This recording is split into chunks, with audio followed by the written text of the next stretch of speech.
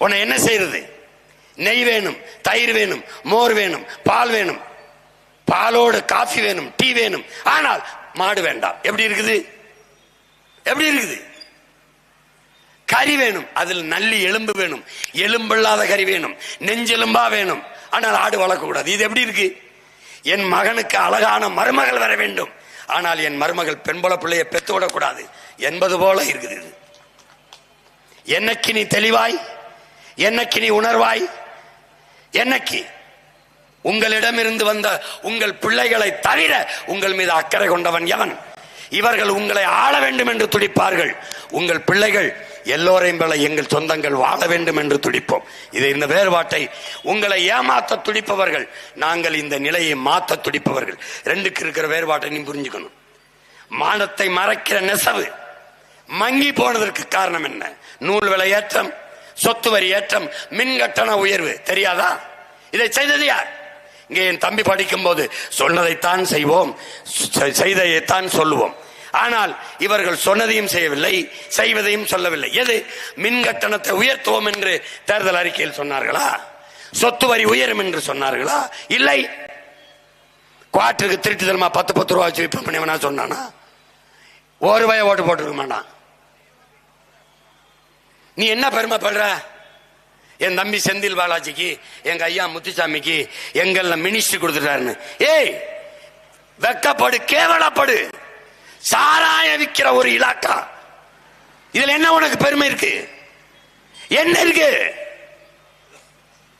இதுல? என்ன? மதுவை விற்று வருகிற வருமானம் குஷ்டரோய் கையில் இருக்கிற வெண்ணெய்க்கு சமம். சொன்னது யார்? அறிஞர் பெருமகன் அண்ணா. அந்த வெண்ணெயை தான் ரொம்ப நாளா இந்த வெண்ணெயில் நக்கி தின்று கொண்டு திரிகிறார்கள். சாராயத்தை நிறுத்தி விட்டால் இவர்களுக்கு ஆட்சி செய்ய காசு இருக்கா? மாற்று பொருளாதார பெருக்கத்துக்கு திட்டம் இருக்கா? இருக்கா? அறிவார்ந்த தமிழ் சமூக மக்களே, தமிழ்நாட்டிற்கு பால் எங்கே இருந்து வருகிறது? ஆந்திரா. தமிழ்நாட்டுக்கு கறி எங்கிருந்து வருகிறது? ஆந்திரா, ராஜஸ்தான். ஏன் நீ ஆடு வளர்க்கல? ஏன் மாடு வளர்க்கல? உன் ஊரிலே 1 லிட்டர் பால் என்ன விலைக்கு விற்க வேண்டும் என்பதை முடிவெடுப்பவன் ஆந்திர முதலாளி. ஆடு நீ அமைக்கிற? நாம் வணங்குகிற கிருஷ்ண பரமாத்மா அவன் சொல்ற நம்முடைய மாயோன், நம்முடைய இறைவன் திருமால் மேய்ச்சது ஆடு. இறைமகன் இயேசு மேய்ச்சது ஆடு மாடு.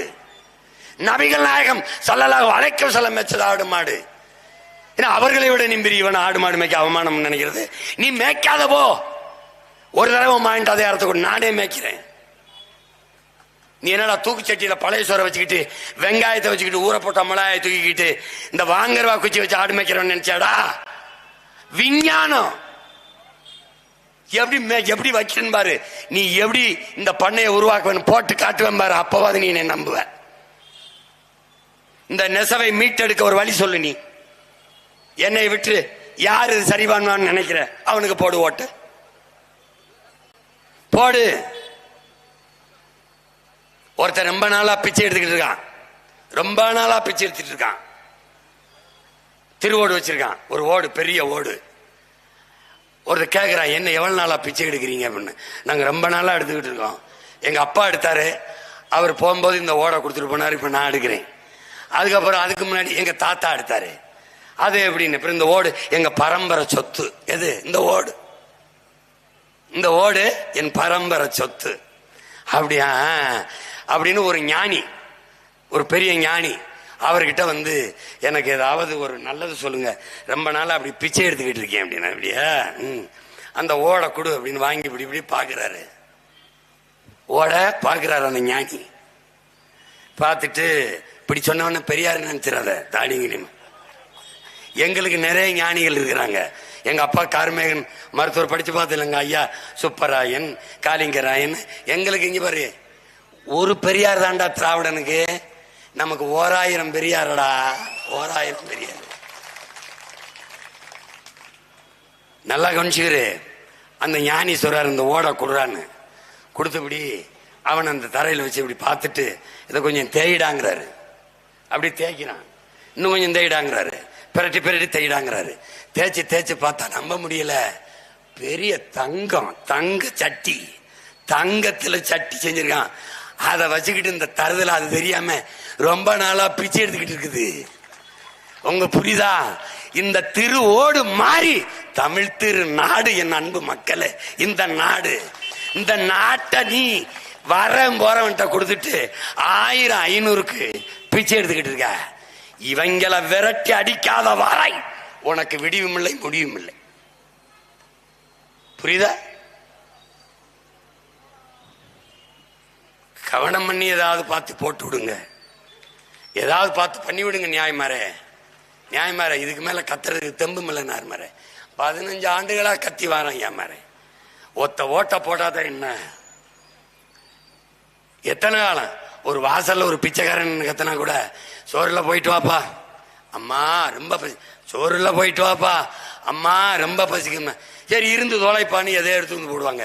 அப்படி இந்த தொகுதியிலே 3 தடவை கத்திட்டான், பிச்சை எடுத்துட்டான் 3 தடவை. இதுக்கு பார்த்தாவது ஒரு தடவை போட்டு விடுங்க.